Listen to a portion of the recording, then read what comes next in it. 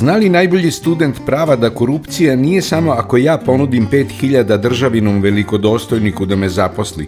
Zna li najbolji student prava da je podmićivanje i ako vladalac da nekome posao za koji će ga svesno previše platiti i time kupiti njegovu odanost?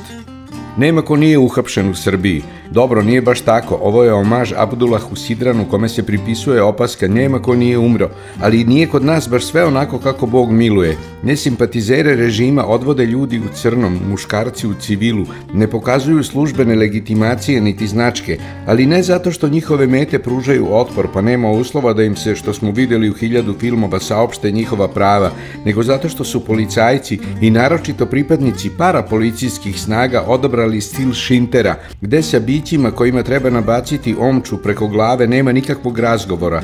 Uhvaćene lutalice i nepelcovane mešance samo ubacuješ u kavez ili u zadnji deo kombija i voziš ih u sabirni centar. Dok ovo pišem, slušam uspomene nedavno privođenog trudbenika medija koga su prilikom transporta dvojica policajaca šamarala, čemu Šinteri ne pribegavaju. Većina uhapšenih biva puštena, ali je na snazi trajna preteća poruka države. Bilo ko od vas, ako ispolji i najskromniji građanski neposluh, može se naći među stenicama koje besplatno pomažu državi, a njihovi bližnji neće danima znati gde se odvedeni nalazi i zašto je zapravo otet.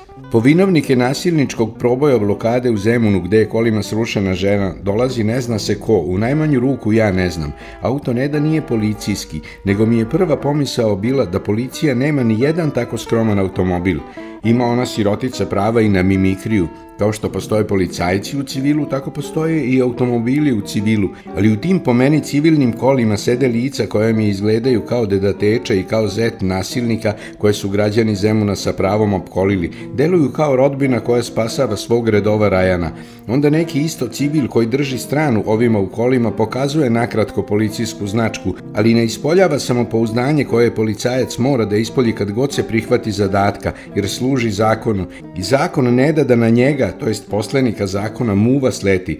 Na televiziji sam čuo i ne izbija mi to iz glave, kako je samo jedan od tobožnih ili stvarnih službenika Svete Bije prilikom tugaljevog nagovaranja na prijateljski razgovor imao logo agencije na privesku za ključeve. Imao sam davno privezak na kojem je pisalo Goša, ali to je bila fabrika. Zar bezbednosna agencija i na ovaj način sebe reklamira ili je neko nezakonito kopirao to svečano znamenje i dao da mu se ugradi u privezak? Uglavnom, sred meteža koji se planski i nemilosrdno sprovodi, gde kao u zlatnim danima Staljinovim svako može biti odveden, slušamo ispovest vladara, dobrog tako reći cara, kome je na carsku dobrotu odgovoreno, vidjet ćemo kako. Ispričat ću vam priču. Obezbedio sam nekom čoveku da u državnom sistemu ima 5000 evra platu. Molio me je da bude umesto nekog stranačkog kandidata, a on nije kao stranački. Ja sam molio Vučevića i oni ga smeste na neku. Ništa nemam s njim, ali eto rekoh, verovatno vredan, dobar. Krenule demonstracije, eto njega na demonstracijama, ja ga pozovem telefonom. Ma ne, ja to znaš zbog deca naša. Čekaj bre čoveče, protiv čega se ti buniš? Imaš 3 puta veću platu nego ja sam ti je obezbedio, ti si me molio, šta ti ne valja u ovoj zemlji? Kao i svaka dobra ispovest, i ova pokreće 100 pitanja. Kako bih uopšte mogao da zamolim šefa države da me zaposli, pri čemu nisam član partije, nego sam naprotiv, što zaista i jesam, niko i ništa. Molio je taj pokazaće se preplaćen i nezahvalnik da bude on umesto nekog stranačkog kandidata. Opet mi mašta zakazuje, otkazuje. Kako može neko reći vladaocu?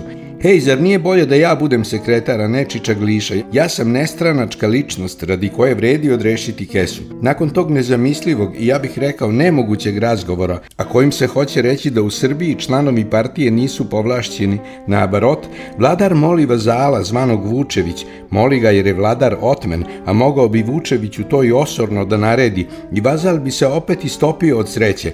Moli znači vazala Vučevića da pretendenta na posao u državnom sistemu, kako reče, smeste na neku. Šta znači smestiti i šta je to neka? Bog sveti zna.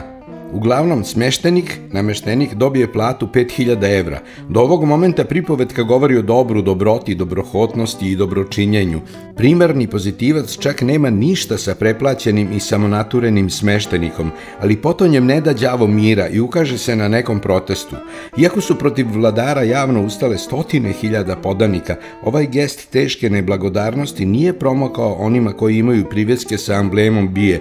I dobročinitelj je gorko razočaran, ne traži novac nazad, ali mu telefonira da ga ukori i postidi.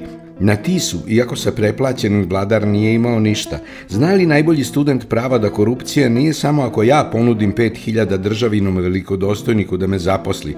Zna li najbolji student prava da je podmićivanje i ako vladalac da nekome posao za koji će ga svesno previše platiti i time kupiti njegovu odanost? Prećutno ili izričito očekuje platilac da preplaćeni bude lojalista, iako se u početku nestranačka ličnost predstavila kao nestranačka ličnost koja samo, što se kaže, želi da radi. Trgovinu uticajem mogu da prepoznam i ja, koji nisam bio najbolji student ni svog fakulteta, a kamoli pravnog, ali možda nije u pitanju puka neopreznost u nastupu raspričanog samoljublja. Možda pomenuti nezahvalnik zapravo i ne postoji, možda je ličnost iz prebogate mašte našeg vlasnika, koji unapred ima poentu da je protest protiv njega bezobrazna buna bogatih i ne samo onih koji su od ranije bogati, nego baš onih koje je baš vladar obogatio. Poturanje lažnih dokaza radi potkrepljivanja unapred smišljene poente, da ne kažem naravoučenija, a koje je basnopiscima bilo u opisu njihovog zanata, imamo i u slučaju vajnog automehaničara nadomak Minhena, koji je drugovao u detinjstvu sa našim vladarom. Život ih je razdvojio, ali ih 1000 kilometara i ogromna staleška razlika nisu nimalo udaljile, te je dušiju svetlog cara doprla ova priča iz uredite radione. Pobunjenim studentima koji su putovali u Evropsku uniju da tamo kleveću i olajavaju svoju rođenu državu pokvario se kombi ili auto, to mi se nije urezalo. Uglavnom im je mehaničar, za koga balavurdija ne zna da je naše gore list nikomu je najbolji drug od malih nogu, uslugu naplatio 3000 evra umesto 1500. Ponosno je svoju podvalu ispričao Vučiću, a Vučić je još ponosnije to ispričao svima nama, završavajući trijumfalno sa para ko pleve. To je za vladara srž i svrha pripovetke. Ako uđe u školsku lektiru, bit će to primjer naše domišljatosti i pravedne osvete, jer znao je mehaničar da ovi sa pokvarenim vozilom ne ljube njegovog najmilijeg druga. Predsjednik nije hteo da bude doušnik nemačke policije ili inspekcije, koja bi rado ispitala slučaj udvostručenog računa, što je usputna pouka deci o drugarstvu, a prethodna priča o preplaćenom smešteniku treba da posluži mlađim naraštajima kao pouka o nezahvalnosti i kao gorka opomena da se dobro ne vraća uvek dobrim, te da i najpravednija vladavina, kakvoj smo mi podvrgnuti, može imati protivnike, ako su ovi pohlepni i ako ih mati nije vaspitala da ljube i štuju svog dobročinitelja. Nemam mesta za rubriku gde su šta rade. Beli orao mora da je morao. Besedio je stručno i umetnički na vidovdanskoj prazničnoj književnoj večeri u okupiranom i zagađenom Pionirskom parku, gde se nadvikivao sa larmom neviđenom. Ja govorim o spasenju, nije ovo vašar.